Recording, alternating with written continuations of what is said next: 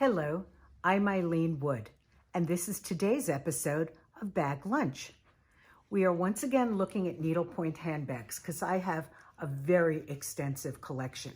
And today we're looking at some needlepoint handbags that are more contemporary. They're more modern in creation. Now, some of them date back to the late 60s, early 70s, but they have modernist and op art designs. This is a bag that the design looks to be woven bamboo. And this was a motif that was popular in home decor in places like Palm Beach, and it's evocative of a certain sort of upscale, posh lifestyle.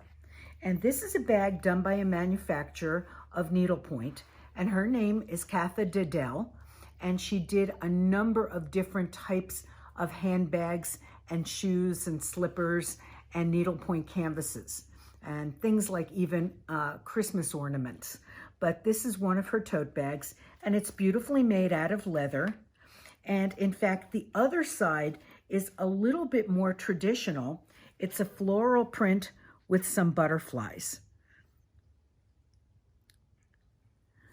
But today I'm more concerned with more of the geometric and straight designs. This is a wonderful little handbag. It's very different in that it has a repeating design that looks almost like something you'd see in wallpaper or in a rug or on a tile floor, but it's a repeating design that is really lovely, and I like the choice of colors. I like the brown and the dusty rose. And speaking of brown and dusty rose, here is yet another design. This one is sort of a mashup of geometric and paisley. So it's something that's working over toward, I think, the hippie era and paisleys. And this was probably something from the very early 70s. Speaking of paisleys, once again, this is a design that I am certain the woman created on her own. I'm certain that this woman did this petit point and purchased the canvas and painted her own design upon it. And what I love most about it, it's really kind of bright and simple and understated, but the colors are really great. I love the hot pink with the bright blue. I just think it really looks like something of its time, which was the late 60s, early 70s. This bag is an example of a moon bag done by Patricia Smith, and we spoke about her bags in an earlier segment, and they were created in Wisconsin.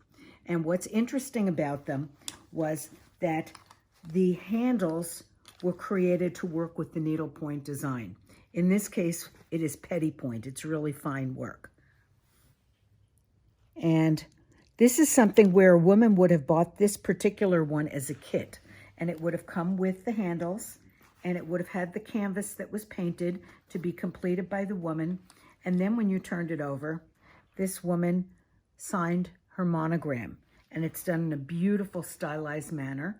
And I favor it because it's a W, like my last name. This is a different example of needlepoint. And it's not created on a fabric canvas, but rather people could go to craft stores and buy plastic canvas, which was almost like a plastic, pressed plastic mesh. And you could do the same sort of needlework except on a plastic background, which gave the bag additional stability and dimensionality. And these totes were made very frequently by people, and they made them all on their own. They did not buy them completed, but made them by themselves.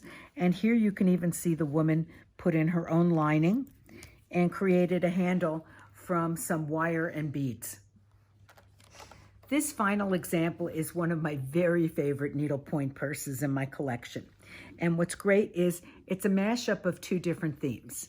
Back in the 60s, there was a craze of taking lunch boxes and decoupaging images upon them.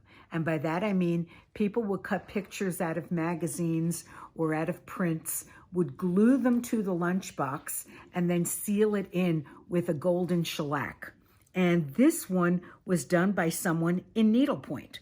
So she was using the same technique as the decoupage ones, but instead she created needle points that mimicked the shape of the lunchbox, and she was able to entirely cover it.